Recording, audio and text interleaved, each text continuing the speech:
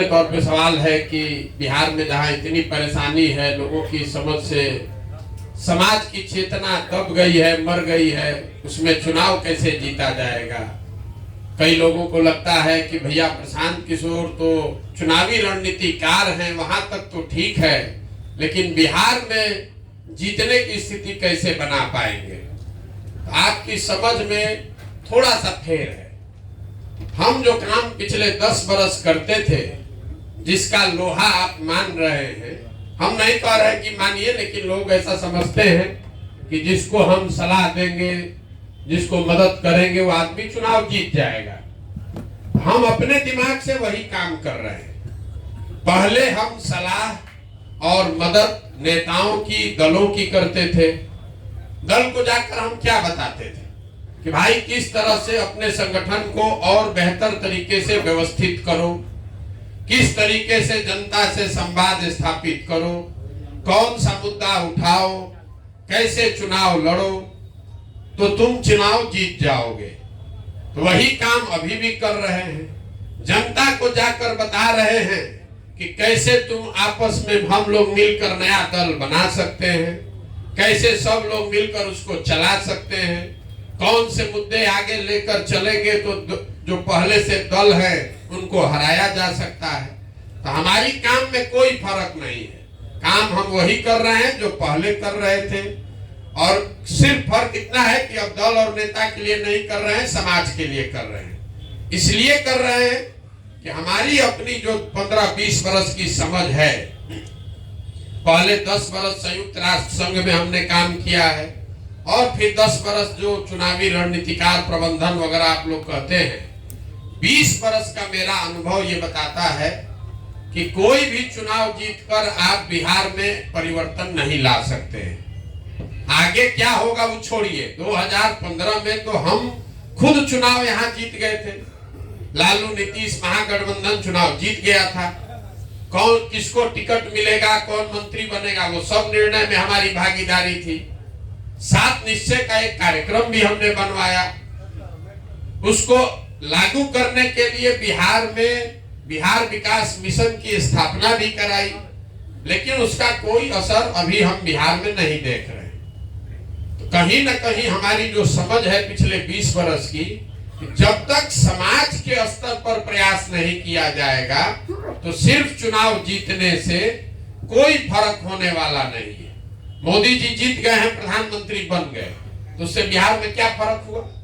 कोई फर्क नहीं पड़ा। ईमानदारी से अगर आप दिल पर हाथ रख के बोलिएगा, यहाँ मोदी जी के बहुत भक्त लोग बैठे हैं, आप दिल पर हाथ रख के पूछिएगा तो बिहार में मोदी के प्रधानमंत्री बनने से कोई फर्क नहीं पड़ा। उससे पहले लालू जी भी यहाँ रहे, सामाजिक न्याय की उन्होंने बात की, उनके भी 15 साल के शासन में कोई फर्क नहीं पड़ा। उससे पहले कांग्रेस भी यहाँ रही है 40 बरस, उससे भी फर्क नहीं पड़ा। जब तक यहाँ के समाज के स्तर पर प्रयास नहीं होगा, तब तक अगर कोई प्रशांत किशोर भी जीत कर आ जाएंगे तो उससे फर्क नहीं पड़ने वाला। इसीलिए ये प्रयास समाज के स्तर पर किया जा रहा है। और हम लोग का ज्यादातर समय, जितने आप प्रबुद्ध लोग हैं, वो इस पर जाता है कि बिहार को किसने बर्बाद किया। कोई खड़ा होकर बता रहे थे अभी शाहिद जी की कर्पूरी जी से खराब हुआ कि लालू जी से खराब हुआ। हमको लगता है ये बेमानी विवाद है। हम अपनी सभाओं में रोज कहते हैं कि आप ये मान लीजिए कि जितने नेताओं ने बिहार में शासन किया है, उन्होंने जो काम किया या करने का दावा कर रहा है, सबको सही मान लीजिए। काहे के लिए बेकार विवाद करते हैं कि लालू ने खराब किया कि नीतीश ने खराब किया। हम लोग ये मान ले कि कांग्रेस ने 40-45 बरस बिहार में बड़ा अच्छा काम किया। ये भी मान लीजिए कि 15 बरस लालू जी के राज में सामाजिक तौर पर पिछड़े और गरीब लोगों को आवाज मिली। ये मानने में कोई गुरेज नहीं करना चाहिए आपको, हमको। जो लोग बिहार की राजनीति को जमीन से समझते हैं, उसको ये मानने में दिक्कत नहीं होनी चाहिए कि लालू जी के राज में कम से कम शुरुआती सालों में जरूर गरीब और जो पिछड़ा था उसको आवाज मिली। ये अलग बात है कि उनके आगे के साल में जंगल राज आ गया, लेकिन लालू जी भी आज दावा क्या करते हैं वो ये नहीं कहते हैं कि हम बिहार को अमेरिका बना दिए। लालू जी यही कहते हैं कि हम गरीब को, वंचित को आवाज दिए। मान लीजिए दिए आवाज। नीतीश कुमार क्या किए? कह रहे हम सड़क बिजली बना दिए। ठीक है भैया, मान लीजिए। अगर सबके काम को सही मान लिया जाए, सबके दावे को भी सही मान लिया जाए, तो भी इस बात से तो कोई इनकार ही नहीं कर सकता है कि देश का सबसे गरीब, सबसे पिछड़ा, सबसे ज्यादा अशिक्षित, सबसे ज्यादा भूखमरी और बेरोजगारी वाला राज्य बिहार है। इस बात से तो कोई इनकार नहीं कर सकता है। तो काहे बहस कर रहे हैं झूठ मूठ का कि मोदी बिगाड़े कि लालू बिगाड़े? हम तो कह रहे हैं कि अगर सब ने काम किया तो भी हम लोग सबसे बदहाल हैं। तो जिसको थोड़ी बहुत भी समझ है, उसको ये समझ आ रहा है कि भैया जिस रास्ते पर हम लोग चल रहे हैं पिछले 50-60 साल से, उस रास्ते से चलकर तो बिहार का कल्याण नहीं होना है। तो रास्ता बदलना पड़ेगा। और हमें लगता है कि वो रास्ता समाज से होकर जाता है, दल से होकर नहीं जाता है। इसीलिए ये प्रयास कर रहे हैं। हम लोगों पर मामूली दबाव नहीं है। जहां पर जा रहे हैं लोग कह रहे भैया तुरंत दल बनाइए। बिना दल बनाए बिना चुनाव जीते नहीं होगा। कितना दिन पैदल चलिएगा? जहां दरभंगा में यात्रा खत्म हुई, आदमी सोचता भैया जल्दी बताइए कौन चुनाव लड़ना है। ये चुनाव लड़ने का अभियान नहीं है। चुनाव लड़ना हमारी प्राथमिकता नहीं है। चुनाव लड़ना पड़ेगा, सरकार बनाने के लिए वो प्रयास करना पड़ेगा। आपकी चिंता है कि चुनाव लड़ना जीतना कैसे होगा बिहार में। हम आपको बता रहे हो हमारी चिंता नहीं है। चुनाव लड़ना 6 महीने का काम है। आप देखिएगा इसी बिहार में जलजला कर देंगे 6 महीने जब चुनाव लड़ने का काम। आदमी कह रहा है भैया किसका वोट काटेंगे? एनडीए का काटेंगे कि महागठबंधन का काटेंगे? लाइए हम लिख के दे देते हैं, दोनों को काट के साफ कर। कोई नहीं, ये अहंकार से नहीं बोल रहे, इसलिए नहीं कि हमको कोई अहंकार है। हमारे माता पिता, हमारे गुरुओं ने जो सिखाया है, जिस काम को लीजिए उसको पूरी ईमानदारी और मेहनत से कीजिए। जिस बंगाल का आप गुणगान करते हैं कि बंगाल में प्रशांत किशोर हरा दिए, यहाँ बैठा हुआ शायद ही कोई आदमी जानता होगा कि हम बंगाल गए मई 2019 में। हमारे पिताजी की मृत्यु हुई मई में, उसके 15 दिन के अंदर हम बंगाल गए और बंगाल से निकले मई 2021 में। 2 बरस जब कोरोना से आप भागकर घर में छुपे हुए थे, हम बंगाल में गांव-गांव में लगकर काम कर रहे थे, तब सफलता मिली। आप एक लाइन में पढ़ते हैं प्रशांत किशोर गए, बंगाल जीत के चले आए। अगर हम इतनी मेहनत कर रहे हैं, इसलिए कर रहे हैं कि हमको मालूम है कि ये बहुत कठिन काम है। यहाँ कर आप हमको मत बताइए कि बिहार को भैया सुधारना बड़ा मुश्किल है, जाति कैसे टूटेगा, लालू कैसे हारेंगे। बहुत कठिन काम है, इसीलिए बहुत बड़ी मेहनत भी करनी पड़ेगी। इसीलिए 3 बरस से घर परिवार छोड़कर रात दिन जितना 75 बरस में किसी ने मेहनत न किया हो, इतनी मेहनत कर रहे हैं। चुनाव जीतना मुश्किल नहीं है, मुश्किल ये है कि चुनाव सही लोगों के साथ जीता जाए। चुनाव तो आप किसी के साथ जीत सकते हैं। कल समीकरण बनाइएगा, चुनाव 6 महीना में उलट जाएगा। हम 2 जून 2015 को बिहार में आए थे। 18 नवंबर 2015 में बिहार चुनाव जीतकर चले गए। 6 महीना लगता है, उससे बात नहीं बनेगी। मुश्किल ये है बिहार में कि जो समाज में समझदार आदमी है, सही आदमी है, वो राजनीति में है ही नहीं। या तो उसको लोगों ने हाशिए पर ढकेल दिया, या लोग कहता है भैया इससे किनारे रहो, राजनीति में जाने से क्या होगा, ये तो सुधरने वाला नहीं है। ऐसे ही समाज के लिए बहुत सालों पर, सैकड़ों साल पहले ग्रीस के एक दार्शनिक थे, मैं हमेशा कोट करता हूं, प्लेटो।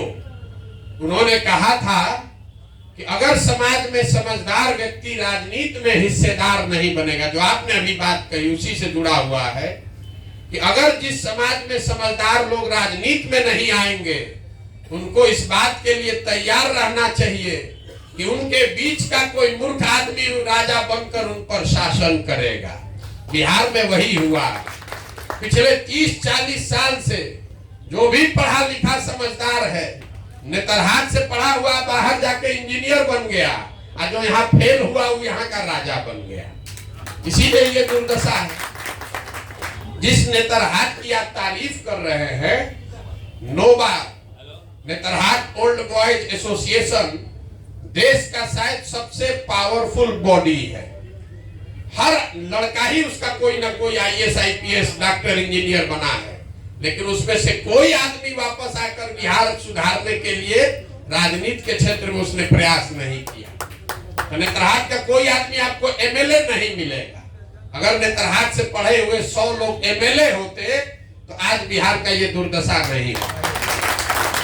तो जो फर्जी डिग्री बना के पास हुआ वो बिहार का नेता बन गया, और जो नेतरहाट से पढ़ के निकला वो जाके तमिलनाडु में आईएएस अफसर बन के तमिलनाडु को बना रहा है। तो ये प्रयास ये है कि जो प्रबुद्ध लोग हैं, जो समझदार लोग हैं, जो समाज के लिए जीने मरने का जज्बा रखते हैं, उनके पास साधन नहीं है, उनके पास पैसा नहीं है, आपके पास चुनाव लड़ने की समझ नहीं है, तो सब चिंता वो आप अपने भाई, अपने बेटे प्रशांत किशोर पर छोड़ दीजिए, लेकिन राजनीति में आइए। आप जीतिएगा अपनी ताकत से। हमारी भूमिका बस इतनी ही है कि पैदल वैदल चलने से कुछ नहीं होता है। हमने 10 बरस जो काम किया है वो नहीं किए होते तो 15 बरस भी हम चल देंगे तो इसमें से आधा आदमी भी नहीं आएगा। आज इसलिए रहा है, वो नोटिस इसलिए ले रहा है, डॉक्टर साहब कह रहे हैं कि भीड़ में दबे हुए थे, उसको मालूम है चाहे जितना हमको शिकायत मेरा कर ले, वो जान रहा है कि प्रशांत किशोर आदमी है बड़ा होशियार, अगर कर रहा है तो कुछ न कुछ सोचिए कि कर रहा होगा, हल्के में मत लो, नहीं तो कल हवा में उड़ा देगा। इसीलिए आया है, बुरा नहीं मानिएगा। आप बहुत बड़ा बड़ा बात यहाँ कहिएगा, ए भैया बिहार को सुधारना है, समाज को सुधारना है, कुछ नहीं करना है आपको। अगर हम 10 को चुनाव नहीं जीते होते तो 15 महीना हम पैदल चले या 15 साल पैदल चले, बिहार का आदमी उस पर भी हंसता, हम पर भी हंसता होगा, लेकिन हंसता है तो साथ में भी कहता लेकिन भाई कुछ तो सोचे क्या आया होगा। हंस तो हम पर भी रहा है, आप हंसिए चाहे नहीं, हमारा घर वाला भी हम पर हंसता है। कहाँ बुर्बक वाला काम ले लिए हो। पहले कितना बढ़िया, आप न्यूज में भी देखे होंगे, प्राइवेट प्लेन हमको चंद्रबाबू नायडू भेजे कि आके मिलिए। न्यूज में चला रहा है कि प्रशांत किशोर लगता है बिहार छोड़कर चले गए, नायडू को एडवाइस कर रहे ना, खाली इसलिए बुलाए हैं कि आप किसी भी तरह हमारे खिलाफ इस बार मत आइएगा, इतने कहने के लिए गए थे ना। भैया हम बिहार में पदयात्रा करेंगे, आप चिंता मत कीजिए, आप लड़िए अपने हिसाब से। इतना आंच है काम का, इतना आंच है, भ्रम आपको फैला रहा है। हम तो पदयात्रा कर रहे हैं। आज हमको न्यूज छपा है किसी मैगजीन में कि प्रशांत किशोर पदयात्रा रोक के चंद्रबाबू नायडू को मदद कर रहे हैं। तो हमको प्राइवेट प्लेन भेज के ये बुलाने इसलिए बुलाए थे कि हम इतने आपसे चाहते हैं कि आंध्र प्रदेश में आप वापस मत आइए, हम लोग चुनाव जीत जाएंगे। हम जीत जाइए, हम कहाँ आ रहे हैं, हम तो वहां पदयात्रा कर रहे हैं, आप घबराइए नहीं, यही कहने गए थे। जब तक आप कुछ करके नहीं दिखाते हैं कोई आपका मानता नहीं है, कोई नहीं मानता है। हमारी भूमिका इस पूरे अभियान में एक कुम्हार की है। घड़ा जो है वो तो मिट्टी और चाक से बनेगा, कुम्हार कितना भी होशियार है घड़ा नहीं बना सकता है। लेकिन पूरे पदयात्रा के दौरान कुछ अच्छी मिट्टी, कुछ अच्छा चाक आप जैसे लोग मिल जाएंगे, फिर आपके पीछे मदद करेंगे, ताकत शक्ति बुद्धि लगाएंगे और जनता को समझाकर आपको जिता कर लाएंगे। उसमें कोई दिक्कत नहीं। लोग एकदम यहाँ त्रस्त है नया आदमी चुनने के लिए, खाली उसको दिक्कत यह है कि दिख नहीं रहा है। आप लोग जिस जाति की बात करते हैं, 100 में 80 आदमी कहेगा भैया कुछ कहिए, अंत में भोटवा तो जाते पर पड़ेगा। हम रोज आपको आईना दिखाते हैं, लेकिन लोग के दिमाग में ऐसा बैठा है मानने को नहीं तैयार। यहाँ जितने आदमी बैठे हैं, आप ये बताइए मोदी जी को वोट बिहार की जनता ने दिया है कि नहीं दिया है? दिया है। भाजपा को नहीं दिया। लोग कहता है अरे मोदी जी का नाम नहीं रहता तो एमपी तो मुखिया नहीं जीतता, सब मोदी जी के नाम पर वोट पड़ा है। तो मोदी जी के जाति के कितने लोग इस बिहार में रहते हैं? एक भी उनके जाति का आदमी बिहार में नहीं रहता है। तो अगर हर आदमी जाते पर वोट दे रहा है तो मोदी जी को वोट कौन दे रहा है? लेकिन हम कहेंगे तो कहेंगे ना ना तो धर्म को देता है, जात पर नहीं ना दे रहा है, धर्म को दे रहा है। ये भ्रम मत पालिए कि हर आदमी जाते पर वोट दे रहा है। अगर आप पीतल और सोना दो चीज समाज में रखिएगा तो किसी भी जाति का हो सोना ही उठाएगा, पीतल कोई नहीं उठाएगा। अब जिम्मेवारी आप पर हम पर है कि जो विकल्प हम लोग जनता के सामने रखना चाहते हैं वो खरा सोना हो, तब न कोई चुनेगा। कहां किसी ने प्रयास किया है कि जनता ने उसको नहीं चुना है? हम लोग बिहार की जनता को बेकारे न गाली दे रहे हैं। अरे भाई, आपने प्रयास कहां किया कि जनता ने आपको नहीं चुना? प्रयास हमको करने दीजिए, सब लोग आप लोग लगिए। हमारी अपनी समझ है कि यहाँ बिहार की जनता के चेतना पर धूल पड़ गया है, वो चेतना मरी नहीं है। जो डॉक्टर साहब ने कहा वो ठीक बात बताया। यहाँ के लोगों की समझ और समझदारी में कोई दिक्कत नहीं है। बिहार में, यूपी में लोगों को और कुछ आए चाहे नहीं, हम देश भर के लोगों के साथ काम करके अनुभव के आधार पर बता रहे हैं। यहाँ के लोगों की सामाजिक राजनीतिक समझ बहुत अच्छी है। यहाँ के आदमी को धंधा पानी नहीं आता है, पढ़ाई लिखाई में हम लोग बंगाल जैसे नहीं, तमिलनाडु जैसे नहीं है, धंधा पानी में गुजराती महाराष्ट्रियन जैसे नहीं है। लेकिन यूपी बिहार के लोगों को राजनीति की खूब समझ है। हमारी बात पर भरोसा नहीं है, किसी गांव में जाइए, आप अपने कॉलेजों में देखते होंगे, 4 आदमी को बैठाइए, केरल से लेके कश्मीर तक आपको राजनीति समझा देगा। हम आपको बता रहे हैं, पैदल चले, एक जगह हमको एक यादव जी मिले बूढ़े, हमसे फिलिस्तीन और इजराइल का राजनीति पूरा बता रहे थे, एकदम फटा हुआ कपड़ा में। बोले भैया, लोकसभा में मोदी को वोट देना है, यहाँ पर बिहार में नया व्यवस्था बनना चाहिए, लेकिन आपका राय लेना चाहते हैं गाजा वाला में जो हो रहा है इस पर क्या करना है। हमारा मुंह खुला रह गया। ये आदमी जिसके शरीर पर कपड़ा नहीं है, वो फिलिस्तीन और इजराइल की राजनीति पर पूरी उसकी 15 मिनट तक हमको समझा रहे थे कि इजराइल में क्या हो रहा है, फिलिस्तीन में क्या हो रहा है। तो यहाँ लोगों को राजनीतिक समझ है। व्यवस्था के अभाव में, विकल्प के अभाव में हम लोग बेवकूफ दिख रहे हैं। बेवकूफ हम लोग हैं नहीं। एक बार रास्ता दिखेगा तो यहाँ के लोग समझदार हैं, वो अपने आप रास्ता चुनेंगे, आगे बढ़ाएंगे। जिस दिन लोगों को मोदी जी में जरा सा भी दिखा 14 में, तो सारा जात पात छोड़ के लोग भाजपा को दिया ना वोट। अगर यहाँ दिखेगा तो लालू जी को भी लोगों ने वोट दिया था ना किसी जमाने में, ये भाई ये आदमी गरीब का लड़का है, बिहार का कल्याण करेगा। उसी तरीके से अगर आप नई व्यवस्था बनाएंगे, नया विकल्प देंगे, तो निश्चित तौर पर यहाँ लोग वोट देंगे। चिंता का कारण ये है कि समाज से अच्छे लोगों को, आप जैसे लोगों को इसमें लाया कैसे जाए। हमारा आधा से ज्यादा समय उसी में जाता है। यहाँ बहुत डॉक्टर लोग बैठे हैं, हमारे पिताजी भी डॉक्टर थे। तो जब चुनाव होता था, हमारे बाबूजी उस समय शाहपुर एक जगह है वहां पोस्टेड थे, जहां रामानंद तिवारी जहां से विधायक थे। बिंदेश्वरी दुबे वहीं से गए चुनाव लड़ने। हमारे पिताजी थोड़े प्रसिद्ध डॉक्टर थे वहां। तो जब चुनाव होता था तो हल्ला होता था कि डॉक्टर साहब इस बार चुनाव लड़ने वाले। हम लोग बच्चे थे, देखते थे, हमारी माता जी धरना पर बैठ जाती थी कि जब तक बाल बच्चा पढ़ा नहीं है तब तक तुमको राजनीति में नहीं जाना है। वही हाल है। अब यहाँ जितना बड़ा डॉक्टर होगा, डॉक्टर साहब लोग कहते कैसे आपका मदद करें। हमने कहा कि जिला से एक बढ़िया डॉक्टर निकाल के भेजिए जिसको नेता बना दिया जाए, जिसको एमएलए लड़ाए। 40 को अच्छा आदमी तो कम से कम एमएलए बन जाएगा। सब डॉक्टर लोग भाग जाएगा, सब डॉक्टर वकील भाग जाएगा। सब चाहता है कि आप सुधारिए, हम पीछे से हैं। कोई सामने आना नहीं चाहता है। वकील साहब के हम घर गए थे, 1 घंटा ये लोग सवाल जवाब किया, हमको आशीर्वाद दे रहे हैं, हमको शुभकामना दे रहे हैं, लेकिन ये नहीं कहे कि अच्छा भैया चलिए हम कल से खड़ा होते हैं। हम नहीं होंगे, हमारा ये साथी खड़ा होगा। देखिए हौस रहेगा खड़ा। आपसे मदद यही चाहिए कि आपकी नजर में अगर समाज में कोई सही आदमी है, उसको हमसे जोड़िए, उसको बताइए। कभी जीवन में आपको कोई मिला हो कि अगर भैया ये आदमी एमएलए बन जाता, विधायक बन जाता तो अच्छा करता, उसको भेजिए हमारे पास। अब मौका है, चलो। प्रशांत किशोर अपने खर्चा पर, अपनी व्यवस्था से तुमको लड़ाएंगे। वो आए तो सही। बहुत ज्यादा मेहनत लगता है। जितना चलने में मेहनत नहीं उतना ही होशियार आदमी को समझाने में मानता ही नहीं। सब सुनेगा, सब बात कहेगा, फिर कहेगा ये भैया पत्नी तैयार नहीं हो रही। रोज का ये घटना है, रोज 2-4 से मिलते हैं, 2 घंटा सवाल। गरीब आदमी तो कह देता है ना भैया एकदम ठीक है, आप जैसे कहिएगा वैसे चलेंगे। जो एक सो कॉल्ड प्रबुद्ध आदमी है उसको समझाना बड़ा मुश्किल है। 25 सवाल करने के बाद कहता है एकदम पूरी तरीके से आपके साथ है। हम कहते हैं ठीक है चुनाव लड़िएगा यहाँ से, तो पूछ के बताते एकदम मेरा मन है। 4 दिन के बाद आएगा, कहेगा ना कह रहा है कभी बेटा पास हो जाए उसके बाद चलेगा।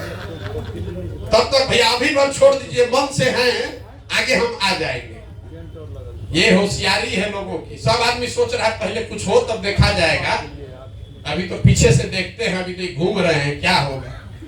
सब लोग लगिए, खाली बात कहने से कि बिहार बहुत खराब है सुधरने वाला नहीं। किसी न किसी को हिम्मत करके प्रयास करना पड़ेगा।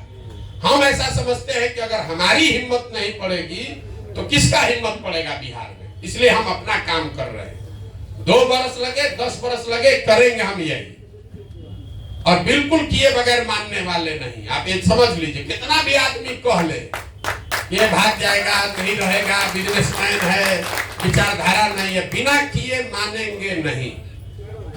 तमिलनाडु को तमिलनाडु के लोगों ने बनाया है ना, अन्ना दुरई पेरियार 20 बरस वहां संघर्ष किए तब न तमिलनाडु बना है। जब देश आजाद हुआ तो तमिलनाडु और बिहार बराबर का राज्य था। आज तमिलनाडु बिहार से 7 गुना ज्यादा आगे है। तब न हम लोग के लोगों को गाली दे रहा है। तो हम लोग 50-60 बरिस से कुछ नहीं किए, दही चूड़ा दाल भात चोखा खा के सोए हैं, आजाद के नाम पर राजनीति किए हैं।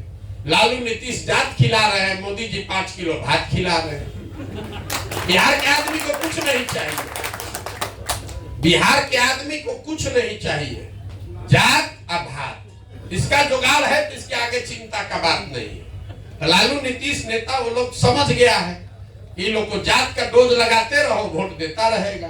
अब मोदी जी जात नहीं है हमारे पास, तो चलो भात का जुगाड़ कर देते हैं। नहीं तो दूसरा हथियार क्या है बिहार के लोगों को, तो उसको भात चाहिए, तो सबको 5 किलो अनाज का उपाय लगा दिए। अब 4 किलो अनाज ले रहा है, जो मजदूरी कर रहा था वो भी नहीं कर रहा है। ये दुर्दशा है।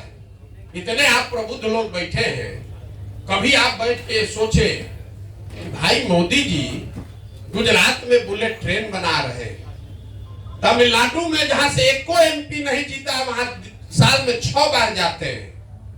बिहार की चिंता कभी नहीं किया उन्होंने। बिहार में कभी नहीं आया कि दरभंगा में चीनी मिल कैसे बनेगा, क्यों नहीं किए हैं? हम आपको बता रहे हैं क्यों नहीं किया। मोदी जी के साथ 3 बरस काम किए। आप गुजरात में जाइएगा, ऐसे किसी सभा में गांव में मोदी जी भी जाएंगे, तो वहां गुजराती जो आदमी है बिजनेस का उसको इतना समझ है, पहले बात अपने धंधा का करेगा। मोदी जी कैसे हमारा इनकम बढ़ेगा, कैसे हमारे गांव में रोड बना दीजिए कि हमारा भाड़ा कम लगे, फैक्ट्री कैसे लगेगा। तो मोदी जी को वहां काम करना पड़ता है। सारे नेताओं को आपने देखा होगा गुजरात में, सारा मंत्री विधायक मुख्यमंत्री सबको हटा दिए, नया आदमी लेकर आए। बिहार में कभी मोदी जी ने कुछ नहीं किया है, क्योंकि मोदी जी को भी मालूम है 5 किलो भात बनिए दिया रहा है और एक अयोध्या में मंदिर बनिए गया है। बिहार का आदमी कहता है मोदी जी चिंता मत कीजिए, अरे भेजिए ना गधा घोड़ा, किसको भी भेजिएगा हम लोग जिता के भेज देंगे। 5 बरिस बैठ के जिस सांसद को आप और हम गाली देते हैं, उसी को जाकर फिर मोदी जी के नाम पर वोट देंगे। तो मोदी जी भी जैसे लालू नीतीश ने समझ लिया कि इस राज्य में लोगों को कुछ नहीं चाहिए, सिर्फ जाति चाहिए। आप बताइए, लालू जी ने जिन समाज को आवाज दी, जिसको कहते हैं कि हम सब गरीब को पिछड़े को आवाज दिए, उसी समाज के बच्चों को उन्होंने पढ़ने की व्यवस्था क्यों नहीं की? कभी बिहार में उन्होंने भूमि सुधार क्यों नहीं लागू किया कि गरीब वंचित जो है पिछड़ा समाज है उसको जमीन मिल जाए? उसके लिए पूंजी रोजगार का व्यवस्था क्यों नहीं किया? लालू जी बुर्बक थोड़े ना है, आवाज दे दिया कि हमारा और हमारे बच्चों का नारा लगाते रहो, पैसा पूंजी शिक्षा नहीं दिया। कभी इतनी समझ न हो जाए कि आप अपना हक मांगने लगे। तो नेता ये समझ गया है, मोदी जी भी जान गए हैं कि भैया फैक्ट्री लगाएंगे तो लोग कहेगा ये को काहे लग रहा है, गुजरात में 4 को लग रहा है, अच्छा है फैक्ट्री लगेबे मत करो, भात दो 4 किलो अनाज दो। कभी आप सुने हैं गुजरात में कि 4 किलो अनाज के लिए मारा मारी हुआ हो? बिहार में जहां जाइए आदमी यही कह रहे भैया 4 किलो अनाज, राशन कार्ड नहीं मिल रहा है, 2000 रुपया लग रहा है राशन कार्ड में, उसके आगे सोचिए नहीं रहा है। उसको राशन कार्ड मिल जाए, उसके लिए देश में धरती पर वही सबसे अच्छा नेता है जो उसको राशन कार्ड बिना घूस के दिलवा दे। लोगों का शिकायत ही नहीं है कि नौकरी नहीं है, लोगों का शिकायत यह है कि जो राशन कार्ड मिल रहा है फ्री राशन का, उसमें 2-2.5 हजार रुपया घूस लग रहा है। तो जब तक ये मानसिकता पर काम नहीं होगा तब तक बिहार नहीं सुधरेगा। बाकी अब जिसका और सवाल करना, हमने बहुत लंबा समय ले लिया उत्तर देने में, माफी चाहते हैं। अब सवाल जो है वो कीजिए। क्या प्लान है ये तो जब पदयात्रा खत्म होगी तभी जारी करेंगे, लेकिन एक आपको एक पहलू उसका बता रहे। दुनिया भर में जहां सबसे अच्छी शिक्षा व्यवस्था है, खासकर स्कैंडिनेवियन कंट्री जो है, फिनलैंड, स्वीडन, नॉर्वे, जहां सबसे अच्छी शिक्षा व्यवस्था है, वहां के मॉडल को जाकर आप अध्ययन कीजिएगा तो आप पाइएगा कि हर गांव, हर पंचायत, प्रखंड में अच्छा स्कूल बनाने का प्रयास नहीं किया गया है। प्रयास ये किया गया है कि अच्छा स्कूल बने और लोगों को स्कूल तक पहुंचाया जाए। तो बिहार में हम लोग का जो मॉडल है, हम लोग की सोच है कि हर गांव में स्कूल बनाने के बजाय, जो बात एक थोड़ा सा शाही साहब बता रहे थे, अगर हर प्रखंड में एक नेतरहाट के समक्ष आपको विद्यालय बनाना है तो उसका खर्चा करीब करीब बिहार में अभी आएगा 15,000 करोड़ हर साल का, जो कि संभव है। आप ऐसे मुंह कर रहे हैं, बिहार के शिक्षा बजट अभी है 40,000 करोड़। तो सोच ये है कि हर प्रखंड में हर साल कम से कम एक अच्छा स्कूल नेतरहाट के स्तर का बनाया जाए, ताकि 5 वर्ष में एक प्रखंड में 5 विश्व स्तरीय विद्यालय बने। और जो मैपिंग अभी हो रही है, कोई प्रखंड बिहार में ऐसा नहीं है जहां 5 सही जगह पर अगर विद्यालय बना दिया जाए तो 15 मिनट से ज्यादा किसी के बच्चे को अपने घर से स्कूल पहुंचने में नहीं लगेगा। तो पूरे प्रखंड में जो 25 विद्यालय चल रहा है उसको सबको बंद करके 5 अच्छे विद्यालय बनाए जाए और लोगों को स्कूल बस की सुविधा दी जाए ताकि लोग अपने बच्चों को स्कूल में भेजें। ये मॉडल है जो बड़ी शिक्षा का विजन है। उसका एक पहलू ये है, आप जैसे दिल्ली बॉम्बे में रहते हैं तो आपका बच्चा स्कूल कैसे जाता है? स्कूल बस से जाता है। 15 मिनट, 20 मिनट, आधा घंटा वहां स्कूल में गया, पढ़ के वापस आया। वो ज्यादा बेहतर व्यवस्था है, बजाय इसके कि हर गांव में वो विद्यालय के नाम पर आपने भवन बना दिया। जहां भवन बनाया वहां टीचर नहीं है, जहां टीचर है वहां भवन नहीं है, जहां दोनों है वहां पढ़ने की सुविधा नहीं है। कई लोगों को लगता है यहाँ की भैया खिचड़ी बट रहा है, इसलिए आपने भी कहा कि खिचड़ी बट रहा है इसलिए पढ़ाई नहीं हो रहा। आप हमको ये बताइए, 8वें क्लास के ऊपर किसी विद्यालय में तो खिचड़ी नहीं बट रहा है, वहां पर पढ़ाई क्यों नहीं हो रहा है? कुछ आदमी कहता है कि नियोजित शिक्षक सब खराब है इसलिए पढ़ाई नहीं हो रहा है। तो फिर आप हमको ये बता दीजिए कि भैया पटना साइंस कॉलेज में पढ़ाई क्यों नहीं हो रहा? पटना कॉलेज में, दरभंगा सीएम साइंस कॉलेज में पढ़ाई क्यों नहीं हो रहा? वहां तो नियोजित शिक्षक नहीं है। अगर इस समस्या को आपको समझना है तो उसको गहराई से समझिए। पिछले 30-40 सालों में समाज और सरकार दोनों की प्राथमिकता में शिक्षा है ही नहीं। समाज में भी लोग कह रहे हैं, सरकार को बेकार गाली दे रहे हैं। गांव देहात में भी लोग कहते हैं भैया पढ़बो करेगा तो क्या करेगा, इसको नौकरी तो मिलना नहीं है, मजदूरी कराएं। लोग भी विद्यालय में यही देख रहे हैं कि वहां खिचड़ी मिल जाए, साइकिल मिल जाए, पोशाक मिल जाए। तो समाज और सरकार दोनों की प्राथमिकता में शिक्षा नहीं है। यही कारण है कि विद्यालयों की छवि खिचड़ी बांटने की है और कॉलेज की छवि डिग्री बांटने की है। यहाँ जितने लोग आप बैठे हैं, आप रोज किसी न किसी से मिलते होंगे, कहता है यहाँ एडमिशन लिए, काहे लिए थे भैया? शिकायत लोग क्या करता है कि 3 वर्ष का बीए का डिग्री भैया 5 वर्ष में मिल रहा है। ये नहीं कह रहा है कि वहां पढ़ाई नहीं हो रहा है, ये कह रहा है कि 3 वर्ष का डिग्री 5 वर्ष में मिल रहा है। बच्चे को भी पढ़ना नहीं है, उसको तुरंत डिग्री लेके भागना है। तो छवि यहाँ पर यह है कि स्कूल से खिचड़ी मिले, कॉलेज से डिग्री मिले, पढ़ाई दोनों में नहीं हो रहा है तो कोई चिंता का कारण नहीं है। हम लोग यही सरकारी विद्यालय से हम भी पढ़े, यहाँ कितने लोग बैठे हैं सब सरकारी विद्यालय से पढ़े। हम साइंस कॉलेज में पढ़े। अब आज जरा साइंस कॉलेज में जाइए, वहां से पढ़ा हुआ है कोई आदमी कोई पूछने वाला नहीं। हम लोग कैवेंडिश हाउस में रहते थे। बिहार में आप टॉप कीजिएगा तो कैवेंडिश में आपको जगह मिलता था। अगर आप खड़े होके कहते थे हम लोग कि हम कैवेंडिश में रहते हैं, पढ़ाई का छोड़ दीजिए, आदमी ऐसे आंख उठा कर देखता था कि बहुत होशियार लड़का होगा तब कैवेंडिश में रहता है। अब कोई पूछिए नहीं रहा है। जब तक समाज में भी ये समझ नहीं होगी तब तक बात नहीं बनेगी। तो शिक्षा अगर सुधारना है, उसका 100 गो मॉडल है दुनिया में। और ऐसा नहीं है कि बिहार में हम लोग पैसा खर्चा नहीं कर रहे। 40,000 करोड़ रुपया यहाँ शिक्षा का बजट है, 40,000 करोड़।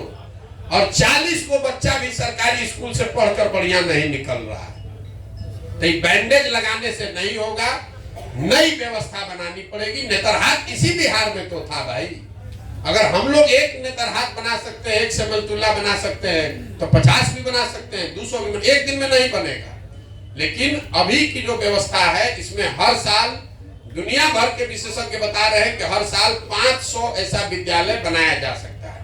5 वर्ष कीजिएगा, हर प्रखंड में 5 को बन जाएगा विद्यालय। जरा अंदाजा लगाइए कि अगर हर प्रखंड में 5 नेतरहाट के स्तर के विद्यालय हो तो पूरे 10, 12, 15 वर्ष में तो बिहार का पूरा स्वरूप ही बदल जाएगा। ये सोच है।